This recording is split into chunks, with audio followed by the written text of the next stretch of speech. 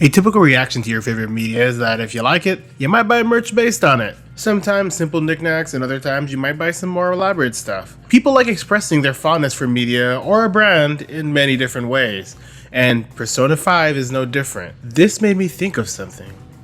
What if you owned all of it? I decided it'd be fun to take a look at Persona 5, specifically since that merch is so abundant.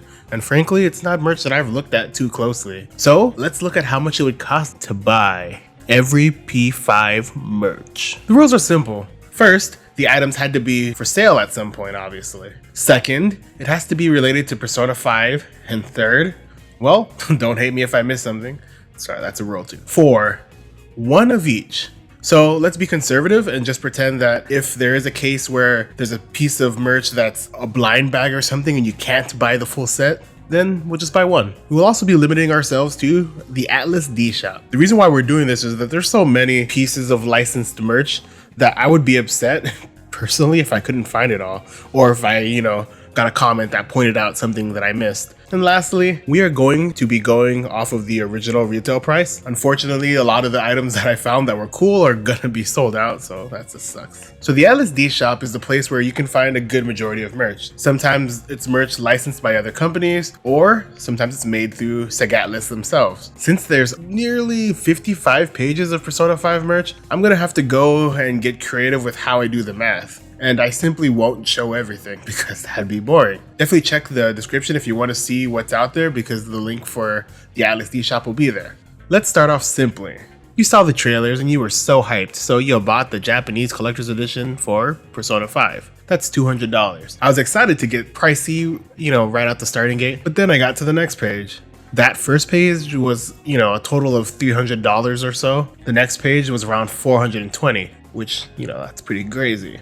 I have to be honest and say that I skipped all the 20th anniversary Persona products because while technically Persona 5, they also are, the Persona franchise, and I wanted to just focus on things that were specifically Persona 5 only. I did run into this weird problem with the anniversary Velvet Room stuff, so I just added all that to the total, even though technically it could just apply to any Persona game. But there was no official specific characters on them or anything, it just was Velvet Room iconography, and Another thing that I thought was weird is that partway through there was a huge spike in expense. Because while there are a lot of keychains and mirrors and wallets, there were also these expensive headphones. One thing I noticed is that the merch price total per page would spike wildly.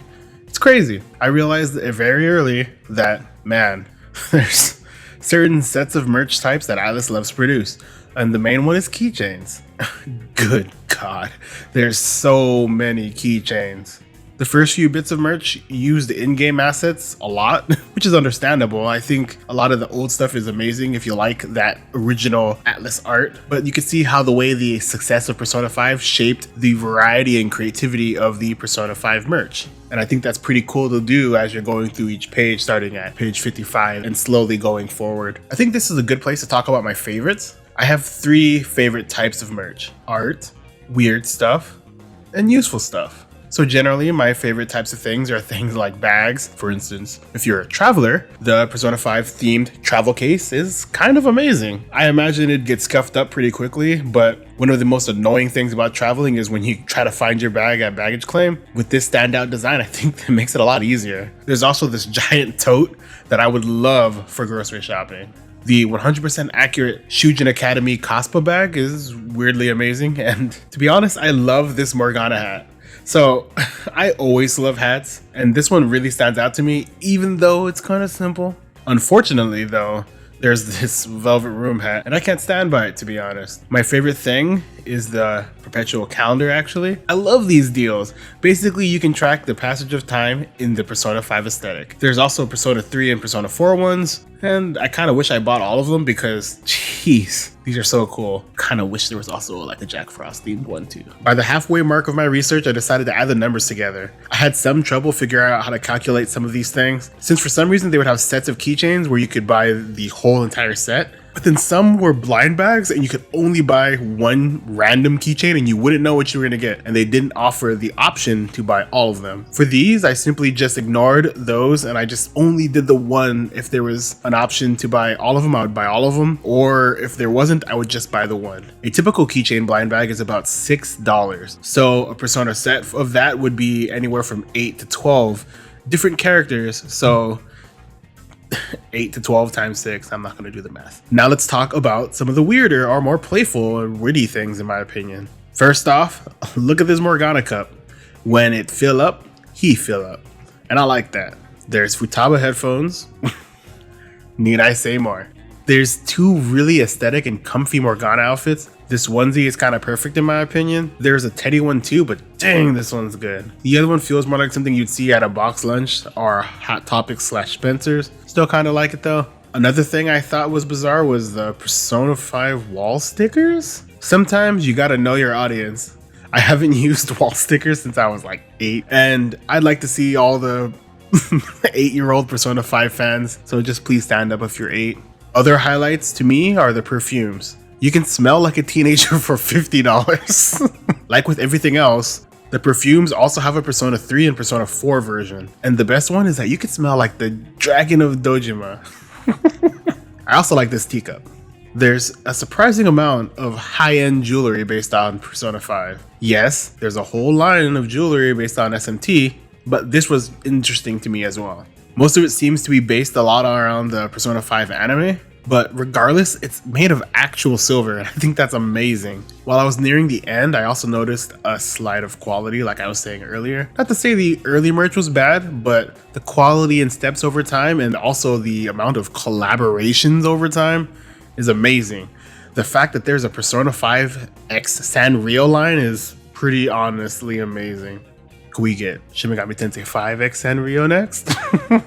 I will say they missed an opportunity with having Morgana in a Chococat outfit or a Hello Kitty outfit or one of them dressed up as him. I think that's kind of just a missed opportunity. Now let's get into the numbers. There's roughly 55 pages, like I said, with the lowest total cost on a page being about $60, and the priciest page had about $1,200 worth of value. I'll definitely say that the scale of merch was bizarre. So many keychains, so many wallets, but there was enough good stuff, especially the stuff I showed here. There's also a ton of official high-end cosplay merch, which I love, and a subculture of fashion-forward Persona-inspired clothes, which, like I keep saying, also exists for Persona 3 and 4. So how much was it? Well, that's the wildest part.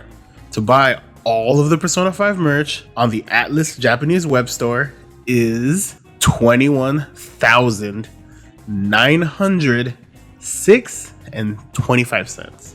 Wow. So you'd have to be making at least $11 an hour and have zero expenses to be able to buy that full set in just 1 year, you know? Some of you have seen my large Megaten collection, and oftentimes when I post about the weird and wonderful things I've obtained, I get asked, how did you get that? And well, the answer is pretty simple. With money. No, seriously, the answer is Buyee. I've talked about Buyee in my Import Survival Guide before. Buyee is one of Japan's leading proxy shopping services. With Buyee, you're able to buy anything from Japan within their restrictions guidelines and have it shipped anywhere worldwide. Buyee has over 1 million users and they are my primary proxy shopping service. How does it work?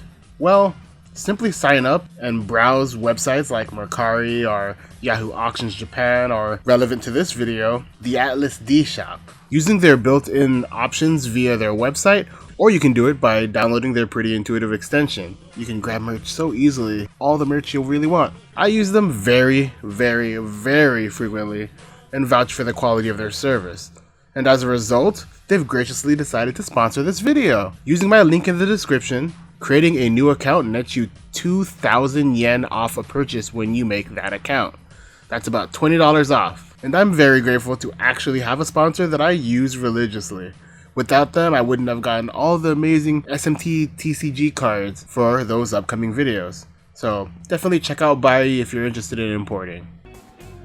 And while this was really fun for me to figure out how much it cost, I think that I could do better. If you want me to add up the other bits of merch in another video, let me know, because I think this was kind of fun. I could also see myself doing this with other games in the series. Some things would be pretty boring, like, I don't know, all the Last Bible merch, cool, you know, just the Game Gear.